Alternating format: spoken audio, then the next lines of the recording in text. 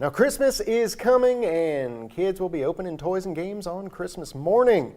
And a brand new report from the Entertainment Software Association shows that video games are the #1 requested gifts for kids. Not a huge surprise there, actually. Not a huge surprise at all. That's actually for boys and girls as well. And here with us to talk about the trends and what we can do to monitor our kids and their new games, the Senior Vice President of the ESA, Aubrey Quinn, is with us. Hey, Aubrey, happy holidays to you. Thanks for being with us today. Good morning. Thanks for having me. You bet. Well, tell us about the study you guys are putting out, and video games are pretty big this year. Is that something new, or is this similar trend year over year? Yeah, so everyone plays video games. That's the breaking news. But when we asked kids, what do you want for Christmas? 76% of them say that for holidays, which makes it #1. And it comes out ahead of cash and gift cards, clothes, accessories, even other forms of electronics. And this is the same result we had last year, second year in a row that video games are #1, but by even a bigger percentage this holiday season. Now, could you give us a quick introduction to your organization, the Entertainment Software Association? What is it that you do? Yeah, the Entertainment Software Association, or ESA, is the trade association that represents the U.S. video game industry. So it's really my great privilege to talk about the social, cultural, and economic impact the industry has here in the United States. Aubrey, talk to us about the growth of video games for boys and girls alike. Some of the stats you guys sent over were that 67% of girls are asking for video games or video game related gifts this year. Is that number going up as well? Yeah, so what I think is really interesting and surprising to a lot of people is that when you look at gamers of all ages, about an equal number of men and women, or boys and girls, play video games. And it starts when they're kids. The same number of girls and boys in Gen Alpha, so think up to 10-year-olds, are playing video games. And while it trails a little bit as gamers get older, still over half of millennial women, so ages 27 to about 44, are video gamers. One of my favorite statistics is that as gamers get older, so think boomers, the silent generation, 78 and plus, more women play video games than men. So this is a hobby that sticks with us our whole lives. Now, with so many games being out and coming out constantly, it seems like there are a whole plethora of new ones every single day. How do you decide, especially when it comes to a gift? You don't want to say, all right, Bill, what game do you want?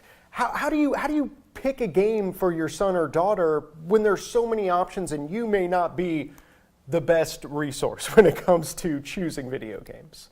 Sure. So think about it in a couple of ways. One, what device do you have, right? So not every game is available on every device. If you have a Nintendo Switch, you're going to want games that are made for or available on the Switch. Same thing with the PlayStation or the Xbox. More and more kids are playing games on their phones. They're going to want, or tablets, smart devices. So you're going to want digital downloads for that. So think about devices. But then I think age appropriateness and content is really, really important. So just like other forms of entertainment, movies, TV shows, even some books, right? Not everything is appropriate for every age. The Entertainment Software Rating Board is an independent ratings body that has been rating video games for over 30 years. So just like movies are rated G all the way up to R, and so you know right away, is that appropriate for my kid's age? Video games have ratings, and they go from E for everyone up to M for mature. And so you've got little kids at home, look for E for everyone or E10 plus, and leave those M-rated games for adults and older players.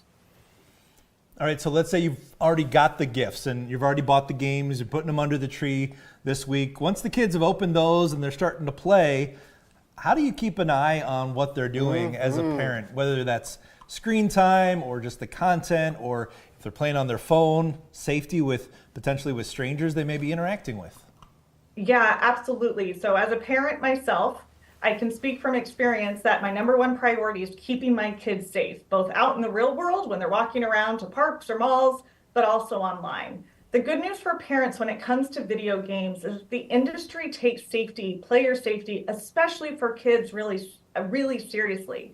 So virtually every device you can play games on, including those 3 consoles I just mentioned, offer parental controls. So if there is a device under your Christmas tree right now, before you give it to the kids and get it, loaded up and the game's ready, set parental controls. And this means you can control the amount of time they spend playing games, the days of the week they spend playing, so you can set those screen time limits. You can also set limits and restrictions around those age ratings we were talking about.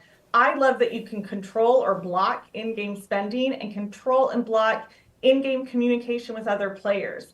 But keep in mind, there's a lot of fun to be had online. We all learned during COVID when we were, hunkering down and quarantining, how great it was to stay connected with friends. My daughter, who lives at home, plays games across the country online with her brothers who are at college. It's fun for cousins to play. So not all in-game communication is a problem. You just want to watch the games, watch your kids play, know who they're playing with, use those parental controls so you can put restrictions around those younger kids. And then you don't have to worry about the screen time limits and the player-to-player communication. You can just take advantage of all the benefits that video games offer families. Now, in our last 30 seconds here, is there somewhere people could go to get more information and to potentially peruse the rating system that you mentioned earlier? Yes, please go to the ESRB's website. It's esrb.org. This has information on how to set up parental controls for every device. It also lets you search any game by names. There's in-depth information on some of the most popular games for kids. And so spend some time on ESRB and then take advantage of all the tools and resources that are available to you and your family this holiday season. Great tips, Audrey. Thank you so much. Aubrey Quinn with the Entertainment Software Association. Appreciate your time. Happy holidays to you. Merry Christmas. Happy holidays.